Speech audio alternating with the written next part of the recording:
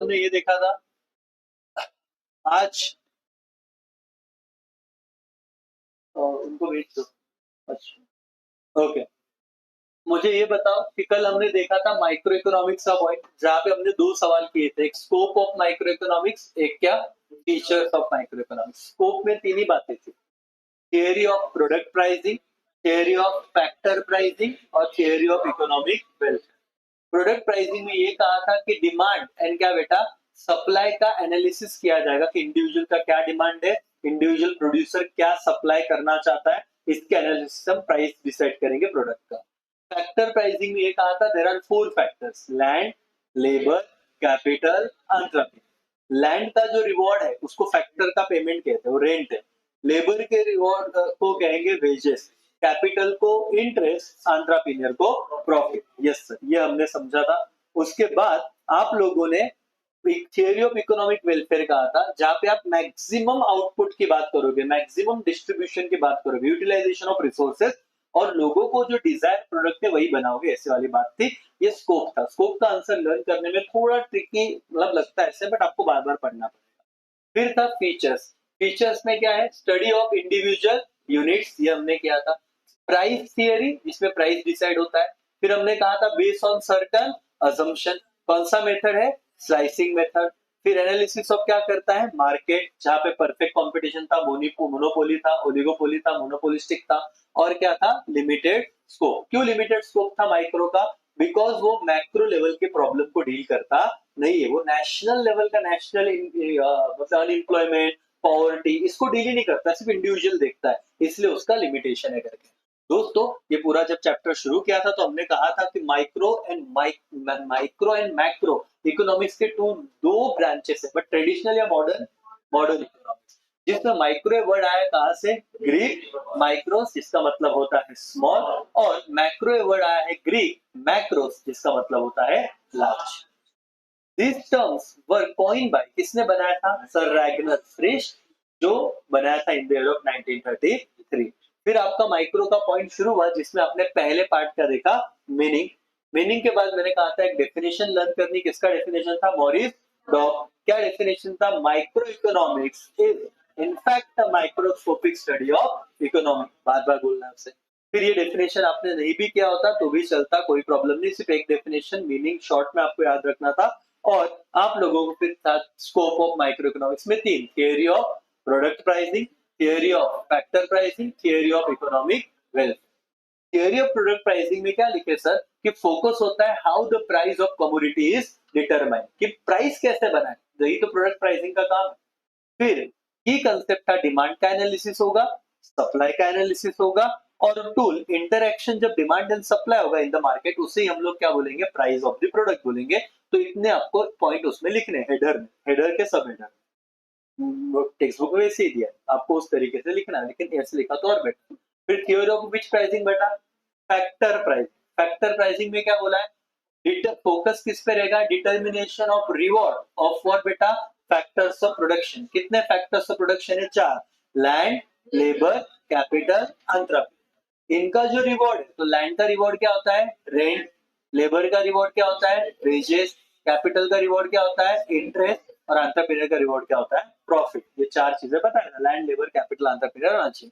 Micro economics explain how this factor price are determined in the market. और यही तो point है, मतलब लास्ट में आपको वही लिखना है कि ये स्कोप है, किसका स्कोप है, माइक्रो। तो माइक्रो इकोनॉमिक्स का यही तो स्कोप है कि वो एक्सप्लेन करता है कि फैक्टर के प्राइस, कि मैं क्लास का इतना रेंट दे रहा हूँ तो इतना ही क्यों दे रहा हूँ भाई, ये रेंट में यहाँ पे 1 लाख दे रहा हूँ, यही जगह दूसरी जगह पे तो 40,000 देता है, ऐसा क्यों, हो सकता है लोकेलिटी, हो सकता है नंबर ऑफ कॉलेज सराउंडिंग, ये कॉलेज रोड है भाई, तो यहाँ पे ऑलरेडी डिमांड है, तो लैंडलॉर्ड भी बोलेगा कि ज्यादा रेंट लोगा।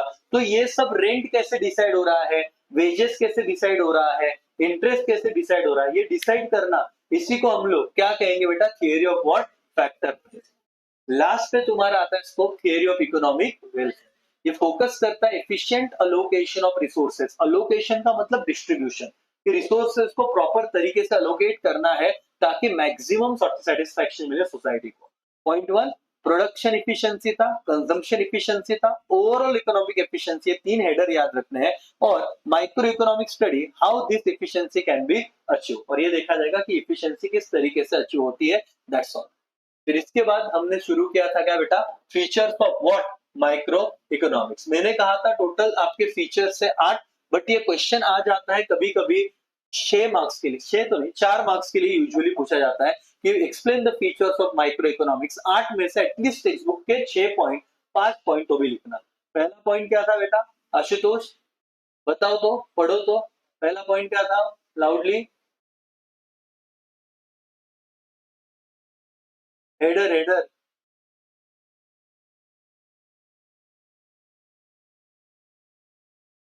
पहला फोकस पॉइंट क्या था, स्टडी ऑफ इंडिविजुअल यूनिट्स। दूसरा पॉइंट क्या था, इधर थे भाई, उधर पीछे बैठो तो देखो, इधर बैठ जाओ, वो कैमरा मत चलाओ ना। ओके, दूसरा पॉइंट क्या था, विच थियरी, प्राइस थियरी। तीसरा पॉइंट क्या था, ये दोस्त आगे बढ़ गए, तीसरा पॉइंट क्या था, बेस्ड ऑन अजम्पशन, हमने जो किया था वो याद रखो। चौथा पॉइंट क्या था, स्लाइसिंग मेथड। पांचवा पॉइंट क्या था, एनालिसिस ऑफ मार्केट स्ट्रक्चर, और छठवा पॉइंट क्या था, लिमिटेड स्कोप। भाई ये देखना है आपको, मैं तुमको पूछूंगा नहीं ज्यादा एक्सप्लेन कर जा रहा है, लिमिटेड स्कोप को एक्सप्लेन कर इंग्लिश में लिखने का पेपर में, इंग्लिश में, है ना, ऐसे नहीं कि सर काहीतरी गेलो काय येऊन गेलो पास तो वैसे क्या लिखे इंग्लिश में लिमिटेड स्कोप में। कल ही हो गया था, आज से बता रहा हूँ मैं, रिवीजन है और अभी नया शुरू करना है। Y limited, limited to individual units only. It does not deal with macro problems like inflation, poverty, unemployment, तो ये सिर्फ माइक्रो के प्रॉब्लम को डील करता है, इसलिए लिमिटेशन आ जाता है। इसलिए कौन सा स्कोप है, लिमिटेड। भाई ये बता कि एनालिसिस ऑफ मार्केट स्ट्रक्चर है तो सिंपल है, जिन बच्चों का 5वां चैप्टर हुआ, नहीं तो एक बार देखना पड़ेगा।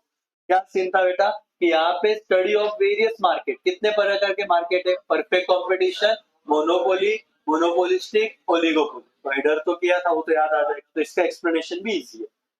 दूसरा हेडर हो गया। तीसरा स्लाइसिंग मेथड का मतलब क्या था, ये डिवाइड करेगा इंटायर इकोनॉमी को इनटू स्मॉल यूनिट, तो एक पूरे यूनिट को छोटे छोटे टुकड़ों में कट करना है, इसको स्लाइसिंग कहते हैं, that's why it is slicing method. और एट द सेम टाइम यहाँ पे लिखना है कि इसके अपोजिट मैक्रो इकोनॉमिक कौन सा होता है, लंपिंग। वो आएगा कि माइक्रो स्लाइसिंग है, मैक्रो क्या है, लंपिंग। ठीक है, एग्रीगेट का स्टडी करता है, वर्ड आएगा। स्टडी ऑफ इंडिविजुअल में तुमको यही लिखना है कि focus on small economic unit like individual, consumer, firm, price और क्या, house hold.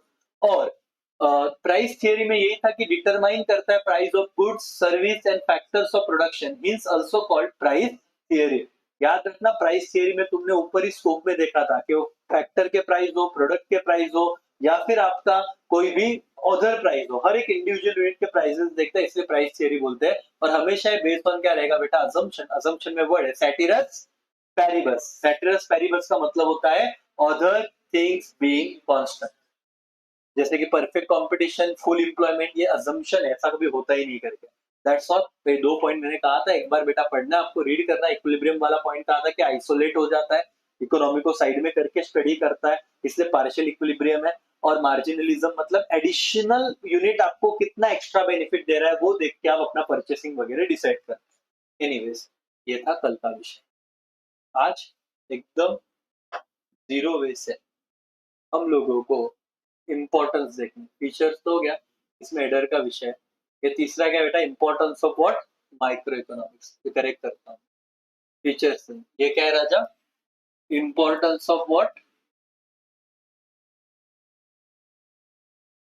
Importance of micro economics. Okay, then last question है, माइक्रो में 3 ही सवाल आते हैं और खत्म हो जाएंगे। इसमें टोटल हेडर कितने बताए, 7। पहला पहला इंपॉर्टेंस क्या है, ये तो तुमने वो देखा ही था, तब तुमको आइडिया स्कोप में देखा था कि इंपॉर्टेंस, इससे माइक्रो का हेल्प कहाँ पे होता है, क्या डिटरमाइन करने में, क्या ढूंढने में, प्राइस। तुम बोलोगे कि माइक्रो इकोनॉमिक्स में एक्सप्लेन किया जाता है, हाउ का मतलब होता है कि किस तरीके से prices of goods and what बेटा, factors of production are determined through demand and supply. तो ये सारी जो लैंग्वेज हो दिमाग में पहले ही था, ऊपर हमने पढ़ा था, मतलब जब से स्कोप पढ़ रहे, स्कोप में क्या पढ़ रहे सर, कुछ अलग नहीं पढ़ रहे, मतलब ये कनेक्शन देखो। स्कोप में तुम ये देख रहे हो कि माइक्रो इकोनॉमिक्स का जो पहला स्कोप था, theory of fish pricing, product pricing, वो डिमांड को देख रहे हैं, सप्लाई को देख रहे हैं, इसके इंटरेक्शन से क्या कर रहे हैं, प्राइस डिसाइड कर रहे हैं। माइक्रो का और एक क्या था, थियरी ऑफ व्हाट बेटा, फैक्टर प्राइसिंग। ये तुमने पहले लर्न किया है। और सोचो तुमको अचानक से सवाल आता है what are the importance of micro economics, और पहला इंपॉर्टेंस लिखने का क्या, प्राइस डिटर्मिनेशन। ऊपर का ही लैंग्वेज यही पे। तुम कहोगे सर कि explain how price of goods and factors of production are determined through what, demand and supply. Demand and supply के हिसाब से ये पता चलेगा कि कैसे प्राइस, जिसमें मैंने कहा ना कि रेंट ये फैक्टर का रिवॉर्ड है। किसका रिवॉर्ड है, रेंट, फैक्टर रिवॉर्ड। कौन सा फैक्टर, लैंड। जैसे ये क्लासरूम है, इसका रिवॉर्ड है रेंट। बट कैसे सर 1 लाख रेंट रहा, तो भाई डिमांड एंड सप्लाई। हर लोगों को यहाँ पे सप्लाई की क्लासरूम है, डिमांड बहुत है, बहुत कॉमर्स वालों को इधर ही कॉलेज रोड पे क्लास लेना है, तो रेंट क्या हो जाएगा, बढ़ जाएगा। तो ये जो सारी चीजें, ये छोड़ो। तो पहला पॉइंट क्या है, प्राइस डिटर्मिनेशन। अंदर का कंटेंट जो बच्चे बोलते हैं कि हमारा लर्न नहीं हो रहा है सर, क्या लिखे, कनेक्टेड था बेटा ऊपर से, सब उठा लिख, मार्क्स मिलेंगे। सिर्फ हेडर याद रखना, इंपॉर्टेंस क्या है, प्राइस डिटर्मिनेशन। दूसरा, understanding free market economy. Free market economy का मतलब वही होता है बेटा कि वो कहना चाहते हैं कि क्या अंडरस्टैंडिंग हम कर रहे हैं यहाँ पे। It help to understand, it helps to understand, understanding free market economy, it helps to understand how decision like what, how and how much to produce are made by individual in free market without government intervention.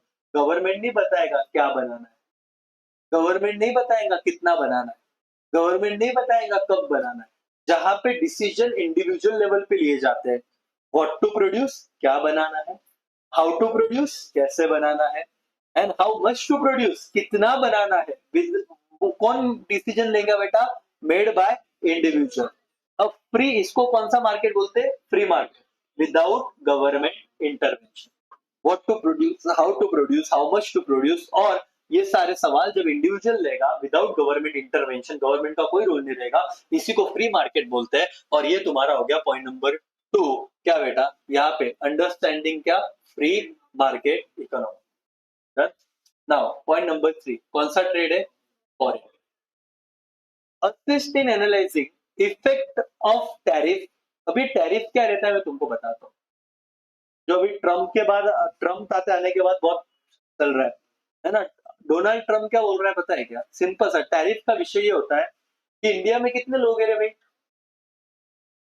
150 crore, ज्यादा ही रहेगी approximate 150। India 1 number आता कि 2 number आता, अभी 1 हो गया। China 1 था, India 2 था, अभी इंडिया 1, चाइना 2 हो गया। उन्होंने चाइना को किधर तो पीछे किया पॉपुलेशन में, ठीक है। चाइना 1 और इंडिया क्या बेटा, 2। अब सुनो, मेरे को बताओ, जितना अपना पॉपुलेशन है इसमें पूरा वो अमेरिका का जो भी यूरोपियन साइड है उतना तो उनका भाई, उनके देश में 2 करोड़ मतलब देश। अपना मुंबई भी नहीं 2-3-4 करोड़ में आता, मतलब एक राज्य का सिटी पकड़ो, उनके 2 करोड़ में पूरा देश बन जाता है। अब मेरे को बताओ, उनके यहाँ पे प्रोडक्शन होगा तो उधर ही बेचेंगे ना जिधर लोग है, तो इंडिया में बेचने आते हैं। इंडिया क्या बोलते, टेस्ला पता है इंडिया में आया, पता रहेगा, अभी अभी की बात है। मुंबई में उसका पहला टेस्ला का मैन्युफैक्चरिंग यूनिट लगा। टेस्ला ये जो गाड़ी है ना मेरा बेटा, वो अभी इंडिया में बिकेगा 62 लाख, 60 प्लस लाख पकड़ो, 69 वगैरह। लेकिन यही गाड़ी से तुम अगर उधर खरीदोगे फॉरेन कंट्री में जहां पे वो बनता है, तो इसका प्राइस कुछ तो 23 लाख और 26 लाख है। मतलब वो लोग तो भारत में भी इसी प्राइस में बेचना चाहते हैं टेस्ला वाले, लेकिन भारत ने लगाया टैरिफ, टैक्स। बोले तुमको हमारे आके आके बेचना है ना, तो गाड़ी का कुछ अलग नहीं हुआ, उसको इतना ही लग रहा है टेस्ला को। अब टेस्ला कमा रहा है ऐसी बात नहीं है, इंडियन गवर्नमेंट बोल रही तेरे को आके बेचना है ना, मेरे को 100% टैरिफ दे। मतलब तेरी गाड़ी 23 लाख है, मेरे को 23 लाख का टैक्स चाहिए। 23 में 23 ऐड करो इधर, या 26 में 26 ऐड करो इधर, ही 52 लाख हो गया। प्लस रोड टैक्स अलग लगेगा 52 पे, से अलग लगेगा। ऐसा कर करके वो गाड़ी का भाव हो गया कितना, 62। मतलब क्योंकि वो फॉरेन का बंदा है और इंडिया में बेचना चाहता है। हम मना नहीं कर रहे, मत आ, तेरे लिए तो भाई प्लेस खुले, आजा, हम किसको मना करें, हमने तो सबके लिए बोला है कि आओ बेचो। बट तुम आने से हमारे टाटा को, है ना, हमारा और कौन है, महिंद्रा को, हमारे जो भी और गाड़ी के ब्रांड है उनको प्रॉब्लम हो सकता है भाई। तो हम तेरे को मना नहीं कर रहे, हम तेरे पे क्या लगा देंगे, टैरिफ। ये ऐसा कहानी है, नहीं तो टेस्ला तुमको मिल जाती इतने में इंडिया में। वो इतना ही है, उसको कोई ज्यादा पैसा नहीं लग रहा है। गवर्नमेंट ने क्या लगाया, टैक्स, टैरिफ। और इससे ट्रम्प क्या बोलता, तुम हम पे लगोगे हम तुमको लगेंगे, रेसिप्रोकल। है ना, कि तुम मजे ले रहे हो हम भी लेंगे करके, तुम्हारे पास तुम्हारे भी बहुत बहुत गुड्स आते हैं हमारे पास, 100 का बेचते, 100% टैरिफ, आओ इधर हमारे यहाँ पे, तुम्हारे सेलर की भी बजाते। पॉइंट क्या है, ये वॉर चल रहा है, क्यों वॉर चल रहा है पता है? नहीं ऐसा है, वो तो खटकेल बंदा है, वो एकदम माँ बहन पे आ जाता है, ऐसा वाली बात है उसकी, वो दिमाग में ही नहीं सकता है, वो कुछ भी करता है, उसको रात को और वो ऐसे डिसीजन कैसे होते हैं ना, एकदम कॉन्फिडेंशियल होते हैं, ये ट्वीट करता डायरेक्ट रात को, मतलब पूरे गाँव को पता चलता है क्या हुआ, बोले इंडिया पाकिस्तान वॉर, हमने रोकने से पहले उसने ट्वीट कर दिया वॉर रुक गया है, कुछ नहीं होगा।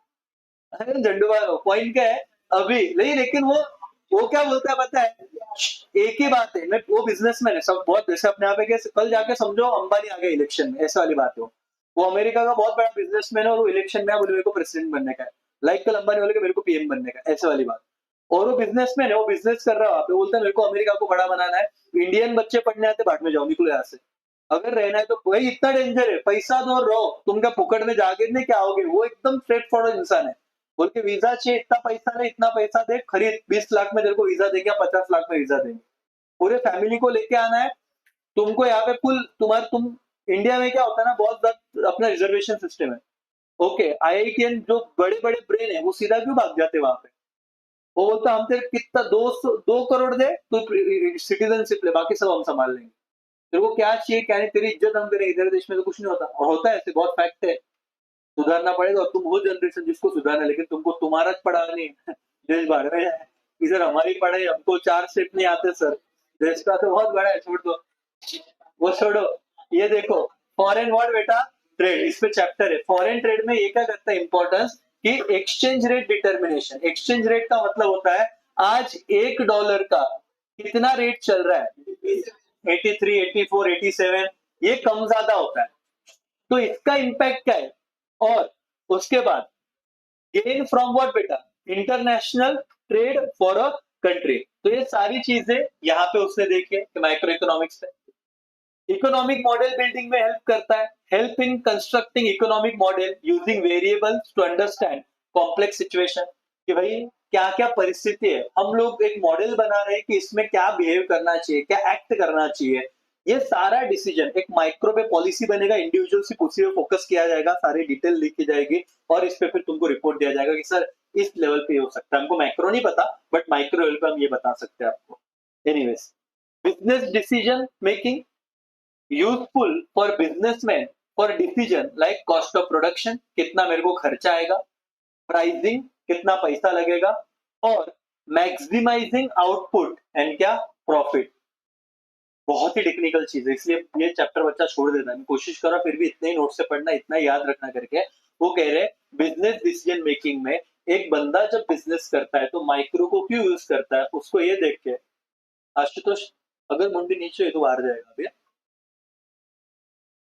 अगर बिजनेस डिसीजन में ये चीज है कि आप लोगों को 3 चीजें ख्याल रखना है, कि माइक्रो से क्या फायदा होता है, कि कॉस्ट ऑफ प्रोडक्शन क्या लगेगा। अब मैं कल इंस्टाग्राम यूज कर रहा था, एक रील आया और बहुत नॉलेजेबल रील आया, अगर आपको घर बनाना है 1000 स्क्वायर फीट में, तो एक इंजीनियर के कुछ एस्टिमेट्स है, कि आपको पता ना कि मेरे को बंगला बनाना है सर मॉम डैड के लिए, क्या ख्वाहिश है कि अभी हम रेंट के घर में रह रहे, छोटे घर में रह रहे, है ना, और हमारे माँ बाप ने तो जिंदगी निकाल ली, साला वो ये उम्मीद लगा के बैठे कि ये जो इनको हम पाल रहे पोस रहे और भेज रहे ना बड़े बड़े क्लासेस में, ये हमारा जिंदगी बदलेंगे, ऐसा होता है बोलते नहीं है, और अपने को पता है, आप बहुत मेहनत कर रहे हो मेरे को ही पता है ना, झूठ क्यों बोलने का। अब आप इतनी मेहनत कर रहे हो बेटा, आपको पता है कि कल मेरे को घर बनाने का, ऐसे एस्टिमेट्स दिए कॉस्टिंग, कि अगर 1000 में एक मल्टीप्लीकेशन वाला एग्जैक्ट याद नहीं आ रहा और रट्टा नहीं मारा मैंने, लेकिन ऐसे कहा है कि इंटू 1 करो, आपको ये पता चलेगा कितनी, आपको कितने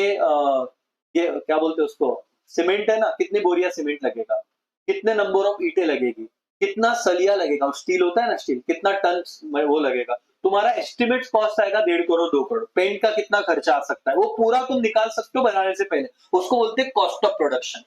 एक घर बनाने के लिए मेरे को पैसा कितना लगेगा, अब बिल्डर लाइन में तुम कल गए समझो, तो बिल्डर लाइन में तुमने घर, तो अभी तुम लोग बेच नहीं रहे हो, तुम सिर्फ ये देख रहे हो कि 4 दोस्त मिलकर तुमको बिल्डिंग बनाने का है और बेचने का है, तुम पहले ये देखोगे तुम्हारे पास कितना पैसा चाहिए, ये माइक्रो बोलता है कॉस्ट ऑफ प्रोडक्शन। दूसरा प्राइसिंग, अब देखो कितने में सेल करने का, तुम बोल रहे हो कि यार मेरे को एक घर बनाने में 1 करोड़ लगा, या फिर 1 BHK फ्लैट बनाने में मेरे को लगा 20 लाख कॉस्ट, हम बोल रहे 32 लाख में बेचेंगे, तो हमको पर फ्लैट 10-12 लाख मिलना चाहिए, 3-4 लोग हैं, और इतना, ये प्राइसिंग हो गया। और मैक्सिमम आउटपुट इनका बेटा प्रॉफिट, और यही चाहेंगे कि हमारा प्रॉफिट ज्यादा से ज्यादा हो। मैं बहुत तुम्हें एक्सप्लेन करके बता रहा हूँ, अंदर की बात इन्होंने दिया नहीं इतना, इधर सिर्फ नाम है, लेकिन मैं एग्जांपल इसलिए दे रहा हूँ कि ये माइक्रो वाला पार्ट। तुमने कभी बिल्डिंग का वो आर्किटेक्चर का छोटा सा कांच के बॉक्स में देखा है क्या? वो माइक्रो लेवल पे डिटेलिंग होता है, मेन बिल्डिंग नहीं होता कि तुम्हारा बिल्डिंग बनने के बाद ऐसा दिखेगा सर, इसमें कलर भी ये रहेगा, सारी चीजें ये रहेगी, तुम टेंशन मत लो, क्योंकि इमेजिनेशन नहीं होता ना आम इंसान से, तो कांच के इसमें वो डब्बा रखते हो, डेमो पीस रखते हैं कि भैया ऐसा बिल्डिंग होगा। एनीवेज, ये बिजनेस व्हाट बेटा, डिसीजन मेकिंग, जिसमें आपको माइक्रो का हेल्प होगा, इंपॉर्टेंस इन व्हाट बेटा, decision making. Useful to government, helps in policy making related to taxation, public expenditure, price control, and promote efficient resources, allocate and economic welfare। Sir अभी explain कर दो, ये तो हो गया। हमको महाराष्ट्र में इलेक्शन जीतना है, बहने गए बाढ़ में, लेकिन फिर इलेक्शन जीतना है, कोई भी पार्टी रहे, सब बकवास है, सबको अपना पेट भरने का। मराठी का मुद्दा है ना, क्योंकि अभी महानगर पालिका के इलेक्शन है, इतने साल से सब बराबर चल रहा था। राज ठाकरे का मैं फैन हूँ, लेकिन पॉलिटिक्स से तो कचरा है, इनको बस तुमको मैनिपुलेट करने का है, उनको घंटा फर्क नहीं पड़ता मराठी क्या है, बाद में तो अभी जागे क्या, इतने साल से कितना नाही रे सर, ते काहीतरी कर, अरे भाई चांगले करायलाच पाहिजे, मराठीचा मेन मुद्दा आहे, पण पॉलिटिक्सच्या वेळेस का तुम तो कायम करो ना, वो तो रिस्पेक्ट होना ही चाहिए, बट तुम लोग इलेक्शन आता तब तुमको ऐसे 20 अभी पहले कुछ सालों पहले हुआ था, जब राज ठाकरे जी का पार्टी सबसे ज्यादा एमएलए और एमपी जिसका आया था, नगर चौक नासिक में महापौर था, क्या मुद्दा था पता है उस वक्त? मराठी वर्सेस नॉन मराठी, और इस मुद्दे को लेकर नासिक में महापौर बन गया था मन से। ये फैक्ट बता रहा हूँ, ये रिकॉर्ड भी हो रहा है, लाइव चल रहा है, इसको लेके कोई बता ले कि ऐसा गलत है। I am not against the party और अगेंस्ट द पॉलिसी, बेस्ट है, बट ये कंटिन्यू रखो ना। मतलब जब तुम बीजेपी को सपोर्ट करते हैं, तब जब मेन इलेक्शन है मोदी जी का, और जब गांव का इलेक्शन है तब तुम गालियां दे रहे, मतलब ये अपने को समझ नहीं रहा क्या भाई, भाई कितना गंदा पॉलिटिक्स है, लेकिन अपने लोग पागल है, उनको घंटा फर्क नहीं पड़ता, उनको वो सिर्फ, क्योंकि महाराष्ट्र में एक चीज है, अपन लोग ना लोगों की पूजा करते हैं। अपना एक नेता होता है, उसके पीछे अपने कार्यकर्ता पूरी जान लगाते हैं, साहेब जी बोलते थे, आणि तू कोण? बोले मैं साहेबांचा नेता है। साहेबा, अरे नो नॉनसेंस, ध्यान दो, अभी किधर का किधर विषय निकल जाएगा।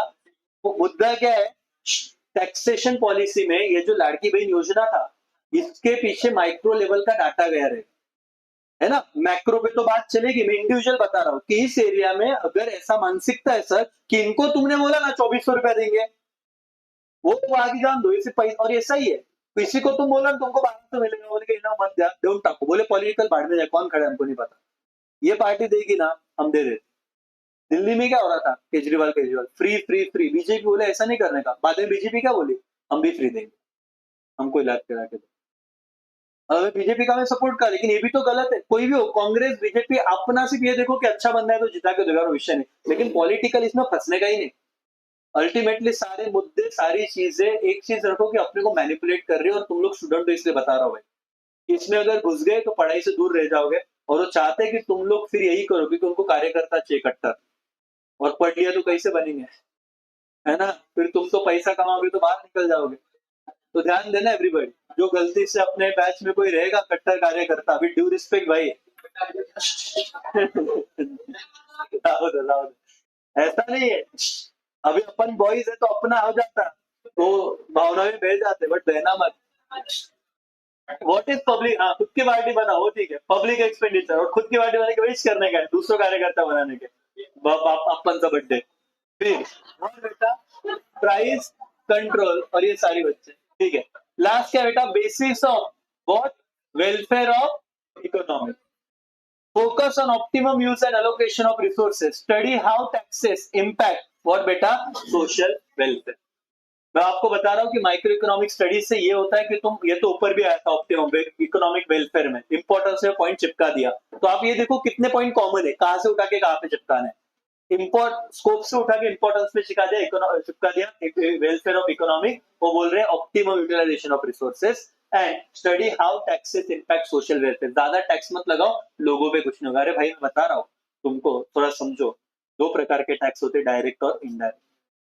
मेरे दोस्तों, एक बहुत बड़ा लफड़ा है अपने सोसाइटी में कि गवर्नमेंट साला बनता ही अपने से है। पैसा भी तुम ही लोग दे रहे हो, तुम मेहनत का कमा रहे हो, तुम डायरेक्ट नहीं लेकिन इनडायरेक्ट टैक्स भर रहे हो। तुम घर में कुछ भी खरीदो, इतना पैसा जा रहा है गवर्नमेंट के पास, और अपन उन नेता लोगों को माए बाप, वो नौकर है। ऑन रिकॉर्ड बोल रहा हूँ, सेवक मतलब नौकर। जो तुम लोग सीए कर रहे, 12वीं कर रहे, तुम इधर आके उनको बोले आम्हाला हे नाही करायचं, हम सिर्फ समाज सेवा करते हैं। तो अपन ने बोला कि तो समाज सेवा कर रहा है, गटर साफ करना है तो तू करवा लेगा ना भैया। तो एक काम कर, तेरे को इलेक्ट करके दे नगर सेवक, खड्डे वड्डे करना, हमारी प्रॉब्लम सॉल्व करना। इधर नौ सिर्फ फॉर्च्यूनर में आता, अपने लोग बोलते हैं अप्पा वाले, हाँ साहेब वाले, चला जय माता। अरे नॉनसेंस। वो व्यक्ति कौन है? नगर सेवक। रिस्पेक्ट रखो उसको, रिस्पेक्ट दो ना तुम, अच्छी बात है। इज रिस्पेक्टेबल पर्सन, क्योंकि उनका सेक्रीफाइस बहुत है। गुड पॉइंट बोल रहा हूँ। सेक्रीफाइस क्या है? वो नगर सेवक बने तो उन्होंने अपना परिवार साइड में रखा, वो लोगों के लिए रास्ते पे है, तो अच्छी बात है, रिस्पेक्ट है तो उनकी रिस्पेक्ट जरूर करो। बट कुछ लोग क्या होते हैं, रिस्पेक्ट देना ही है तुम्हें, बट ये नहीं सोचना है कि उनसे तुम हो, तुमसे वो है। और वो है, इसीलिए हम भी अच्छे से जी पा रहे हैं। आज मुझे बताओ, तुम लोग 1 नंबर 2 नंबर करके आ रहे हैं ना, जो सब करके आ रहे हैं नेचुरल, वो जा किधर रहा है? अरे बाप रे सर, क्या बोल दिया? गटर में। वो गटर में अगर बस किधर तो जा रहा होगा ना अल्टीमेटली। ये सोशल वर्क। हाँ बेटा, उतना ही दिमाग है अपना, उतने अटके रहो। पॉइंट क्या है कि तुमको ये अल्टीमेट जो पॉइंट बता रहा हूँ, सीवियर का जो सफाई है, ये एंड हो रहा है। ये अपने पॉलिटिशियन लोग, ये इसमें इनका बेनिफिट है। तुम्हारे घर में नल चालू करते 2 वक्त पानी आ रहा है, ड्यू रिस्पेक्ट की बहुत अच्छा काम कर रहे हैं, बट ये अपने लोग पागल है। ये 10 में से 4 लोग बहुत अच्छे होते हैं, लेकिन ये 6 लोग जो लफड़ा करके रखते हैं, अपने लोगों को समझता नहीं पॉलिटिकल का क्या क्या है। वो किसी को भी एड़े टेढ़े को निकाल के देते जो काम नहीं करता। तो मैं कह रहा हूँ कि मैं आपको बताता हूँ कि भले मैं बीजेपी को सपोर्ट करता हूँ, लेकिन आंखें बंद करके नहीं। अच्छा बंदा है तो जिता के दूंगा, भाड़ में जाए। दूसरा है तो कांग्रेस को जिता के दूंगा भाई, क्योंकि वो बंदा काम कर रहा है। ठीक है, वो मन से हो, वो कोई भी, क्योंकि अब इलेक्शन आ रहा है ना, तुम लोगों को बहुत ज्यादा मैनिपुलेटिव चीजें आएगी, तुमको उकसाया जाएगा। साला अपन इधर लड़ते, कल फोटो सेशन हुआ हो इसमें, वही उद्धव ठाकरे, उधर क्या फडणवीस, इधर वो एकनाथ जी शिंदे, मस्त फोटो तो खींच रहे, एक दूसरे से हंस रहे हैं, बाद में गाला येते, कार्यकर्ता इधर मारामारी करते हैं, साहेबांना उभा ठा आमची पार्टी। अरे झंडू बाम, उधर वो मस्त खा पी रहे, एसी में बैठ रहे हैं, तू इधर लड़ रहा है। समझो, मैं मेरे बच्चों को तो बचा सकता, बाकी जान दो क्या है। बट तुम्हारे आपको कंट्रोल, तुम पढ़ लो बेटा, तुम ऊपर जाओ। क्योंकि इसमें जाके एक तो खुद का पार्टी बनाओ, सॉर्टेड। फॉलोअर मत बनो, लीडर बनो कि तुमको फॉलो करने दो, और तुम अच्छा काम करना, लेकिन एक तुम भी बोलोगे हाँ ये उद्या कमिशन याला बढ़ने गया। और आजकल पॉलिटिक्स में जाना वही है ना कि सर क्या कमाना है पैसा, ऐसे नहीं तो ऐसा कमीशन से लेंगे। एनीवेज, माइक्रो इकोनॉमिक्स हम लोग इधर इसलिए आए क्योंकि यहाँ पे ना बहुत सारी ये चीजें दिए हुए, आप लोगों को इकोनॉमी की बात चल रही है, तो याद रखना, प्रधानमंत्री हो, आपने संरक्षण मंत्री हो, क्योंकि कल जाके पाकिस्तान ने अटैक किया तो उस वक्त हमारे सोल्जर ही आ गए, है ना। और सोल्जर आ गया मतलब वहां पे सोचो कि आपका वो ड्रीम था कि आपको कुछ तो बनना है और सोल्जर बनना है, और एक गोली पे नाम लिखा हुआ है आपका। अपने को लगता है वॉर है, घुसूंगा ना मारा पाकिस्तान में, झंडुआ में क्या पाकिस्तान ने मारेगी क्या? और सर अपन जिंकून जाओ ना, क्या करेगा जिसको पाकिस्तान पहले से जगी पड़ी, उसको लेके क्या ही कर लेगा? सर जगह बढ़ जाएगी, उन लोगों को क्या करेगा? भाई सुन, अपने को लगता वॉर क्यों नहीं हुआ, वॉर होने के बाद ना तुम्हारा भाई, तुम्हारे डैड शायद बंदूक लेके खड़े होते हैं, तुम बोलते नहीं वॉर होना चाहिए, तुम बोलते छोड़ दो, अपना कोई घर का नहीं है ना। अपना घर का रहता तो अपने को लगता सर वॉर नको, क्योंकि एक गोली मेरे पापा भी तो लग सकते हैं अगर उसके पापा को लगेगी। हाँ जब वो मारे तो रुको मत, बट कुछ नहीं वॉर चाहिए सर, क्यों बोर हो रहा है, वो मारे लगता है कुछ तो एक्साइटमेंट, कितने फ्लाइट फायर है। याद रखो, एवरीवन, पॉइंट निकला था इसलिए बताया बेटा, तुम लोग देश का भविष्य हो आने वाले टाइम में, क्योंकि हम मर जाने वाले, सब मर जाने वाले। तुम हमसे 10 साल ज्यादा जियोगे या 20 साल ज्यादा जियोगे, क्योंकि हर एक का लिमिट है, 70 साल 100 साल। मोदी जी भी जाएंगे, कोई अमर नहीं है, योगी जी भी जाएंगे, राहुल गांधी भी जाएंगे, सब जाएगा, लेकिन उसके बाद देश का नेतृत्व और बाकी लोग, क्योंकि इंडिया गुलाम हुआ था, क्योंकि इंडियन लोग ही फालतूगिरी में घुस जाते हैं। उनको पता था अंग्रेजों पे कि डिवाइड एंड रूल करो। मुस्लिम निकल गए तो क्या करेंगे पता है? कास्ट में डिवाइड करेंगे, ब्राह्मण शूद्र वैश्य होने वाला है। वो है तो भी तुम हिंदू बोल के एक आ रहा है, अगर वो कास्ट निकाल दिया ना तो ये इसको टाइम नहीं लगेगा, इसको और डिवाइड किया जाएगा कि देखो इसने ऐसे बोला, एक कास्ट, वापस लड़ाई होगी। फिर वापस डिवाइड एंड रूल सिंपल था। अंग्रेजों ने 100 साल राज किया, मुस्लिम मतलब मुगलों ने इतने साल राज किया, आज हम साथ एक में रह रहे। तो मैं बोल रहा हूँ कि तुम पढ़ रहे हो 4 साल ऐसे, 11वीं 12वीं हो गया, उसके बाद 3 साल सीए बनना है, सीए बनो, कुछ और करना है करो, compulsory after 4th year, after graduation and 2 years BCom या MBA, max to max 6 year.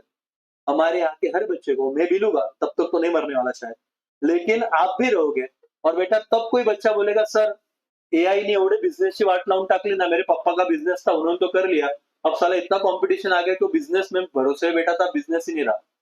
और अब जॉब का टिफिन लेके एमआईडीसी में जाना पड़ता है, डीमार्ट होता है डीमार्ट, वो बेचारे बच्चे बहुत मेहनत करते हैं काउंटिंग पे, वो स्टिकर वगैरह, उनका पेमेंट पूछना कितना होता है, दिन भर खड़े रहता है, 15,000 16,000 पेमेंट होता है महीने का, और वो बेचारे सारा बिलिंग बनाते, कहीं पूछना, रिस्पेक्ट है उनके लिए, लेकिन ये काम करना पड़ेगा बेटा अगर तुम नहीं अभी ध्यान दोगे। अभी टाइम निकल जाएगा पर 16,000 में घर नहीं चलता। जो रेंट पे रह रहे हैं ना 5-6 हजार तो रेंट होता है, और जो किराना होता है 10 एक हजार तो किराना होता है। तुम्हारे ड्रीम्स कभी पूरे नहीं रहेंगे। और बिजनेस करना है तो हाथ में क्या चाहिए, पैसा, कैपिटल। घर वाले वैसे भी नहीं देंगे क्योंकि वो अपने बुढ़ापे के लिए रहेंगे, तुम पे काय को वेस्ट करे, 12 हुआ नहीं बोले हमें इसको बिजनेस करना है ना। एक चीज तेरे से हो नहीं रही जिसमें तेरे को करके दिखाने को बोला है, और जो तूने करके नहीं कहा वो तू बोल रहा है उधर करेगा, तो काय को रिस्क लेंगे वो पैसे का। तो घर वाले सपोर्ट नहीं कर रहे क्योंकि तू ऐसे ऑप्शन नहीं दे रहा। ओके मेरे दोस्तों, मैं इसलिए बोला ये क्योंकि अपने बैच में ऐसे मेरे को दिख रहा है कि एफर्ट्स बहुत कम आ रहे कुछ बच्चों से। सिलेक्टेड 10 से 5-6 बच्चे जो बहुत जान डाल के मेहनत कर रहे हैं, ऑनलाइन में भी कर रहे हैं, उनके लिए मेरे को कुछ बोलना नहीं, लेकिन 80% स्टूडेंट सिर्फ टाइम पास कर रहे हैं। और क्यों हो रहा है पता है, क्योंकि यहाँ से बदल नहीं होगा तो होने ही नहीं वाला, मैं कितना भी चिल्ला रहा हूं। तो मैं चाहता हूँ कि बदलो, अभी भी वक्त है। 80% ऑनलाइन ऑफलाइन में भी एकदम परफेक्ट लेक्चर कर रहे हैं, टॉप भी कर रहे हैं, पढ़ भी रहे, बस 20%, 80% माहित नहीं काय झाले, इच्छा होत नाही सर। तो लाओ इच्छा।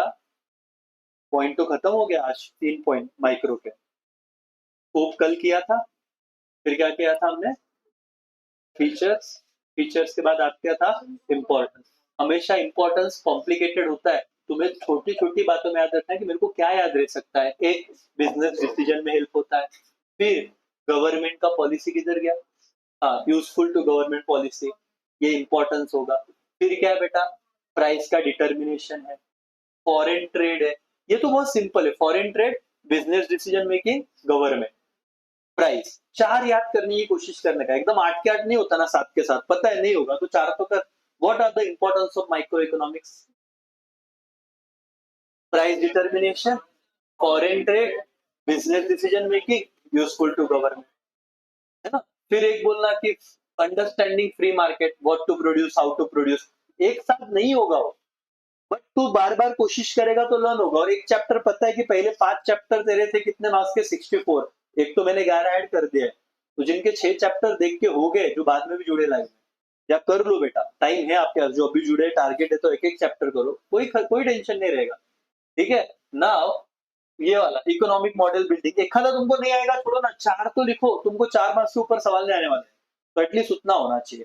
ठीक है, अब यहाँ पे अगर तुम देखोगे पहले चार्ट, तो यहाँ पे मैंने आपको कहा था कि 3-3 के जिसमें डिस्ट्रीब्यूशन है कि तुम्हारा चैप्टर बैठेगा। एक ये 3 सवाल माइक्रो का, फीचर्स, स्कोप, फीचर्स और क्या, इंपॉर्टेंस। और एक ये सवाल मैक्रो का जिसमें बोला है स्कोप, फीचर और क्या, इंपॉर्टेंस। तो अगर आप यहाँ पे एक बार देखो ना,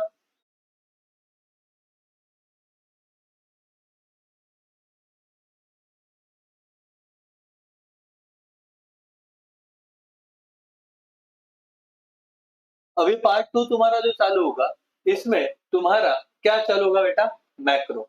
मैक्रो का एक बार मीनिंग और सिंपल चीजें कर लेते हैं। मैक्रो इकोनॉमिक्स ये ब्रांच है इकोनॉमिक्स का जो स्टडी करेगा इंडिविजुअल के इंटायर सिंपल। यहाँ पे, वहां पे माइक्रो में क्या था, इंडिविजुअल, मैक्रो में क्या है, इंटायर इकोनॉमी एज होल, पूरा इकोनॉमी को स्टडी करेगा।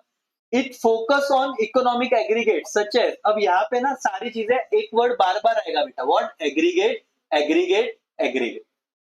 व्हाट इज एग्रीगेट, वो बोलेंगे कि टोटल इंप्लॉयमेंट की बात करता है, ये नेशनल इनकम की बात करता है, ये टोटल इन्वेस्टमेंट की बात करता है, ये जनरल प्राइस की बात करता है, ऐसे बहुत सारी बातें, inflation, trade cycle, business, poverty. जो लिमिटेशन था माइक्रो का वो सारा यहाँ पे कवर हो जाता है। And last, it is study of aggregate rather than what बेटा, इंडिविजुअल यूनिट्स। तो यहाँ पे आंसर लिखते कि एक शब्द है मैक्रो का, एग्रीगेट, एग्रीगेट, एग्रीगेट। बोले इंडिविजुअल का नहीं करेगा, वो किसका स्टडी करेगा, एग्रीगेट का, नॉट इंडिविजुअल। बोले यहाँ पे 2 डेफिनेशन है, एक ये वाला और एक ये वाला डेफिनेशन। ओके, ये वाला डेफिनेशन क्या है? Macro economics deals with the functioning of economy as a whole. हमको पता है यही करना है, जो छोटा डेफिनेशन है, नाम के लिए डेफिनेशन लर्न करना है, ऊपर की तरफ जाओ ही मत। Aggregate such as what, big definition, ये भी सिंपल है, बट ये देख लो ना, micro economics deals with what बेटा? फंक्शनिंग ऑफ इकोनॉमिक्स, पार्ट में एज अ होल, पूरा इंटायर इकोनॉमी का फंक्शनिंग वो डील करता है। और यहाँ पे तुम्हारा पहला सवाल है स्कोप ऑफ मैक्रो इकोनॉमिक्स, जो आज नहीं करें, बट विद ड्यू रिस्पेक्ट मैं आपको एक लास्ट पॉइंट बता रहा हूँ क्योंकि आज का सेशन यहाँ तक चला। ओके, हाँ बेटा, वो लिखा तो चलेगा। एक लास्ट पॉइंट बताता हूँ बेटा, और इतना सुन लिया है तो सुनना कि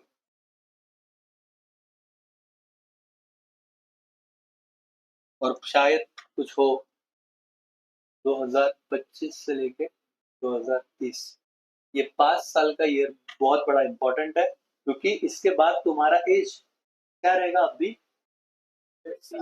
16 17, अभी क्या है 17 18 के बीच में रहोगे तुम, 17 18 पकड़ के चलो, किसी का एडमिशन आगे पीछे रहेगा तो 17 18 पकड़ते हैं, तो इसमें 5 ऐड कर दो, तुम 22 नहीं तो 23 के रहोगे। सिंपल बात है। लेकिन रुको, अब मैं 10 साल का डिकेट करता हूँ, 30 40, तब तुम यहाँ पे बट ऑब्वियस 32 और 33 के रहोगे। थोड़ा ऑब्जर्वेशन सुन लेना बेटा, शायद इससे एक भी बच्चे को फर्क पड़ गया ना, क्योंकि मेरा फिलोसॉफी था ऐसे, तो मैं यहाँ पे वो रखता था 40 करके, 30 40, ये क्या हो गया बेटा? 40 और 50। इधर तुम कितने रहोगे? 42 43, नियर अबाउट 50 60 53। ये जनरेशन तो रहेगी तो अच्छी बात है भाई, तब तक 60 70, कितना हो जाओगे? 62 63। बस मैं आगे जाना चाहता हूँ, मेरा मन नहीं बोल रहा है, बट जा रहा हूँ, जी लोगे ऐसे समझता हूँ। 73 72 73। सर रुक जाओ क्या? इतना तो जी नहीं। 83 82, रुक जा। जो जो अभी एकदम टेम्पररी सुकून में है ना सर, मेरा बॉडी, मेरी हेल्थ, मेरा दिखना, सुनो, इधर ये तुमको रियलाइज होने लगेगा कि ये एक्चुअली मैटर नहीं कर रहा था। हेल्थ मैटर कर रही है, बट आज किसी का हाइट, किसी का रंग, किसी का रूप नहीं, ये आज तुम इस मोमेंट पे टेंशन ले सकते हो, बट ये टेंशन लेने की बात ही नहीं है भाई। ये तुमको यहाँ पे रियलाइज होगा कि it's all about money and it's all about family status, कि तुम तुम्हारे माँ बाप को कैसे रख रहे हो। और इसका पूरा न्यू जो बन रहा है वो इधर बन रहा है, जबकि हम गेम्स और बाकी रिलेशनशिप ब्रेकअप पैचअप में उलझे पड़े, टेम्पररी इसमें उलझे पड़े। मैं फैक्ट बता रहा हूँ कि सर मेरी गर्लफ्रेंड और मेरा बॉयफ्रेंड क्यों नहीं, जबकि जिनका है उनकी ऑलरेडी जिंदगी में लगी पड़ी है, ऐसा ही सुख है। बट क्या ऐसा होता है ना, तुम्हारा एज है, तुमको अट्रैक्शन है। अभी नया मूवी आया है, कौन सा भाई? उसमें तो क्या नेक्स्ट टाइम लव स्टोरी दिखा है, बोले कि अपना मैटर होना चाहिए सर, और हमारी ऐसी लव स्टोरी होनी चाहिए। माँ कसम है तेरी लव स्टोरी, गर्लफ्रेंड है बेटा, शादी कर, बच्चे पैदा कर, लेकिन विषय ये है कि तू क्या करेगा उन बच्चों का, उस लड़की का, जब तू साला उसको एक लाइफ ही नहीं दे पा रहा है, क्योंकि तेरी लाइफ झंड हुई पड़ी है। पॉइंट ये भाई, तू पहले अपने पैरों पे खड़। ये 5 साल का एफर्ट्स, मैं एकेडमिक क्यों बोल रहा हूँ, क्योंकि तेरे माँ बाप ने अटारी अम्मा जैसा कमा के नहीं रखा है, वो उतना कर रहे जितना तेरे को दे सकते हैं। तो मैं फीस रिसीव करता हूँ, मेरे को पता है क्या सीन है, और अपनी बैच की बात कर रहा हूँ मैं, बाकी नहीं पता। कि जो लड़ रहे हैं ना वो इस तरीके से लड़ रहे हैं कि सर इनको कुछ तो करवाना है, क्योंकि हमने तो किया और किधर से भी करके करेंगे। बिजनेस में है तो फुकट में नहीं बिजनेस आ रहा है पप्पा के पास पैसा, वो कितना मगजमारी कर रहे हैं दिन भर, वो देखो क्या लड़ रहे हैं, वो देखो। तो ये 5 साल जब तुमको दिया है कि तू सुकून में रहे बेटा, तू क्लास कर, तू कॉलेज जा, कॉलेज में जा, मैं भरोसा रखता हूँ तू पढ़ेगा। बच्चा इधर आके एक तो गेम खेल रहा है, लड़कियों को पटा रहा है, एक साथ 3 लड़कियों पटा, कोई दिक्कत नहीं भाई, कोई दिक्कत नहीं। अभी तू पटा ले, जिंदगी जब तेरी पटाने की बात आएगी ना, तो सोच, मैं बता रहा हूँ अभी भी कि तुम्हारे ड्रीम बड़े रहेंगे तो एक्शन बड़ा होगा। इसमें सिंपल मोटिवेशन है, उसमें कुछ नहीं चाहिए। लड़की साथ मी मूवनच नाही करू शकत आहे, आता काय खूप मोठा माझा मनापासूनचं प्रेम होतं, ते मूवन मध्ये मला झंडूबा इधर देख, नहीं अभी तेरे को फैक्ट बताता हूँ तो सुन। तू बोल रहा है तू इधर तक रहेगा कि नहीं रहेगा? भाई तुम्हारे मॉम डैड का जो भी है ऐड है ना, ऐड कर देना, और किधर 80 साल खत्म हो रही है वो भी देख लेना, वो तुम्हारे साथ नहीं रहने वाले, एकदम फैक्ट बोल रहा हूँ।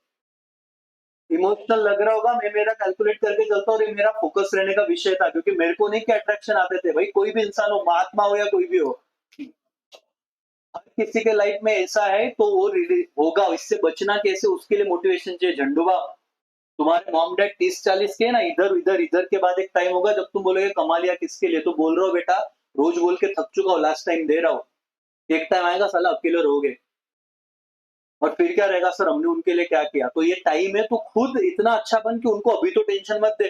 वो रोज मर रहे बोले मेरा मेरा मोबाइल, मेरा बच्चा मोबाइल में रह रहा है सर, मेरा बच्चा सर टाइम पास ही कर रहा है, मैं उसको फुल इंप्रूवमेंट के लिए कोशिश कर रहा हूँ, वो तो कुछ ध्यान नहीं दे रहा उसके करियर की तरफ। कैसा होगा मेरे भाई, वो तेरे लिए नहीं बोले, उनको पता है वो तू नहीं उनका सपोर्ट बन चलेगा, बट तेरे को तेरी मॉम डैड को ऐसा डिम रख के सर मेरे को लेके जाना है ना, पहला उनको फॉरेन ट्रिप कराना है, प्लेन में बिठाना है, उनका कार होना चाहिए, गाड़ी होना चाहिए, लेकिन पैसा में होना चाहिए सर, मतलब प्राउड होगा लड़का लड़की कोई भी हो कि हमारे पैसे और वो मजा करे। लेकिन राजा ये दुनिया इतनी कुत्ती चीजें पैसा इजी नहीं देते, इसमें बहुत घिसना पड़ता है, पढ़ना पड़ता है, मेहनत करनी पड़ती है, और अभी तुम्हारा 12 में एक ही ऑब्जेक्टिव है, पढ़ो। ये मोहन मोहन का चक्कर में बोल रहा हूँ कि अब तक इतिहास में इतने मैंने बैचेस लिए, इतने रिलेशन के सेटअप दिए, 2%, 1% सक्सेस रेट है। कोई बहुत रेयर, जब बच्चा बच्ची सक्सेस हुआ तो ही उनका रिलेशनशिप सक्सेस है, नहीं तो तुम फेलियर हुए तुम्हारे घर वाले लात मारेंगे। लड़का सी है लड़की सी है, दोनों वेल सेटल, दोनों को 15-15, 20-20 लाख का पैकेज, फिर वो घर वाले के पास गए, घर वाले बोले ठीक है कोई दिक्कत नहीं। लड़की फेलियर लड़का फेलियर तो वो भी एक्सेप्ट नहीं करता, मैं ऐसे नहीं बोल रहा रिलेशन पे मत रहो, लेकिन उसको सक्सेस करने के लिए तुम अपने आप को काबिल करो, अगर है उस चक्कर वो तुम्हारा मेन चीज डिस्ट्रैक्शन है तो इज नॉट रॉन्ग, बट दोनों का वो काबिलियत होना चाहिए। और एक ही चीज होती बाकी, वो डिस्ट्रैक्शन हटा, और मैं तो कह रहा हूँ कि जो टेम्पररी जो है कैलकुलेशन जितनी स्पीड से आगे बढ़ रहा है तुम्हारे लिए, ये तुम देख रहे हो तुम्हारे मॉम डैड का इधर घर पे जाके ऐड करना, और तुमको एग्जैक्ट फैक्ट फिगर मिल जाएगा, 100 ईयर पे रुक जाना तुमको, और जगाना है ना उनको, इसके बाद कोई नहीं जीने वाला। और 80 में तो तुमको पता है कि तुम्हारी हालत क्या होगी, उन बेचारे के क्या हो गया 80 में, इतना स्ट्रेस अभी लेके जी रहे हैं। इतना वेल सेटल होना है कि बेस्ट से बेस्ट हॉस्पिटल में उनका इलाज हो, इतना वेल सेटल होना है, वो तुम्हारे लिए नहीं, एज अ मेल फीमेल आज जिम्मेदारी बहुत है भाई। तुम तुम्हारे रिलेशन रखो, दोस्त रखो, गेम भी खेलो, बट खेलते हो एक चीज याद रखना, गया हुआ टाइम वापस आएगा नहीं, और ये गोल्डन टाइम है तुम्हारे लाइफ का, किसी को पार्ट टाइम जॉब नहीं करना। इस गोल्डन टाइम में मैंने महिंद्र MIDC में, इससे गोल्डन टाइम तो क्या तुम बहुत बड़े हो गए, एट द एज ऑफ 14 मैंने MIDC में काम किया है।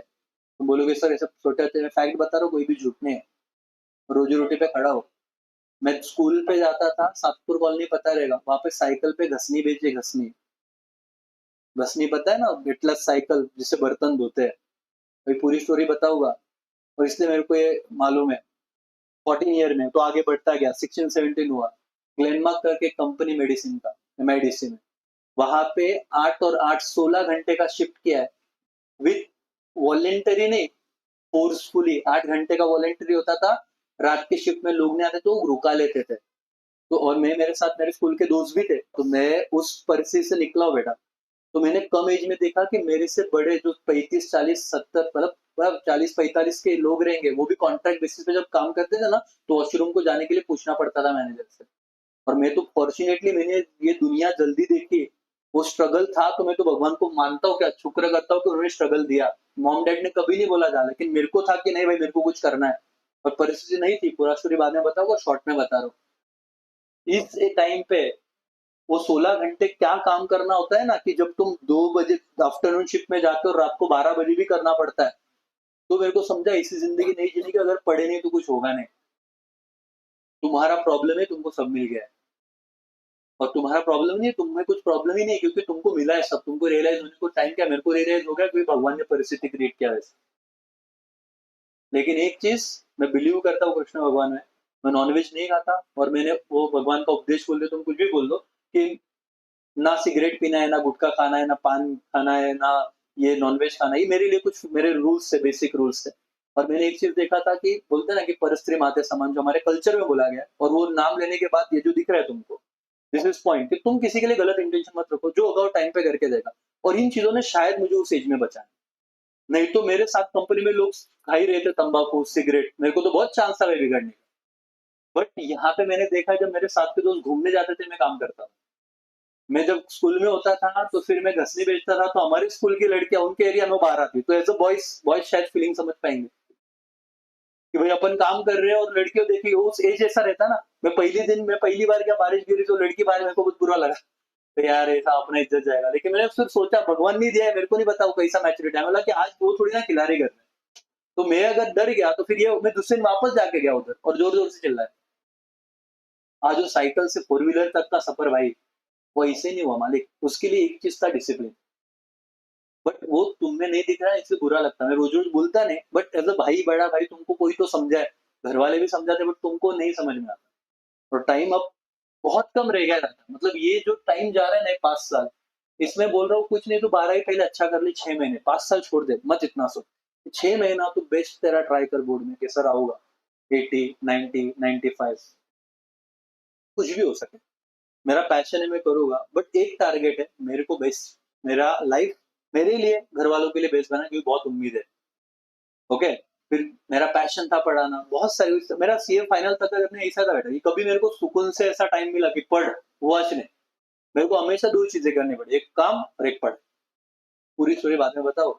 और इसीलिए फिर मेरा पैशन था पढ़ाना, आज यूट्यूब पे अपने 1.5 लाख तक बच्चे जुड़ गए, तो ये सब क्यों हुआ, एक दिन का प्रोसेस नहीं, बहुत लंबा प्रोसेस है। बट इसमें एक रखो कि तुम गेम खेलो, ऐसा न मत खेलो, ऐसा नहीं खेलो ना, लेकिन उसके लिए एक लिमिट रखो यार, 1 घंटा 2 घंटा तुम दोस्त के साथ रहो, 2 टाइम। बट तुम्हारा भी लाइफ है जो आगे जाके इतना अच्छा निकलना चाहिए। और इस सेशन से एक बच्चा भी सुधर गया तो प्लीज सुधरो। मेरे को पता है 2-4 दिन में वो चीजें निकल जाती है, ये एक्सटर्नल मोटिवेशन है, बट थोड़ा एक बच्चा सुधर गया तो भी बहुत बड़ा होगा। ठीक है, तो पढ़ाई पे ध्यान दो बेटा, बहुत आसान है। मैं आपके पास हूँ, हमारे पास कोई नहीं था।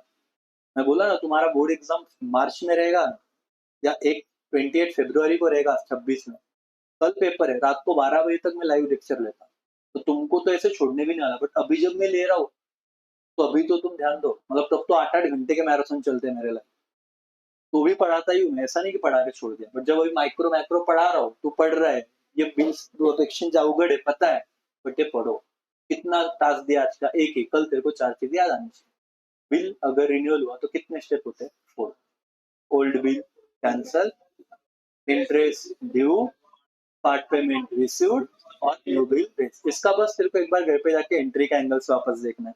मैं तुझे कहूंगा बेटा आज सिर्फ माइक्रो का काम हुआ, माइक्रो में नहीं ज्यादा 4-4 पॉइंट ऐड करना, फीचर स्कोप फीचर्स और क्या इंपॉर्टेंस। माइक्रो डन, मैक्रो का सिर्फ बेसिक देखा है, कल मैक्रो के 2 सवाल कर लेंगे, या 3 हुए तो 3 कर लेंगे स्टार्टिंग से। बट ये कब होगा, जब तुम सब इक्वली आओ। तो मेरे को वाइफ समझता है, 100 के 100% बच्चा अगर उस इंटेंसिटी से रहे तो कोई दिक्कत नहीं। ठीक है, थैंक यू सो मच।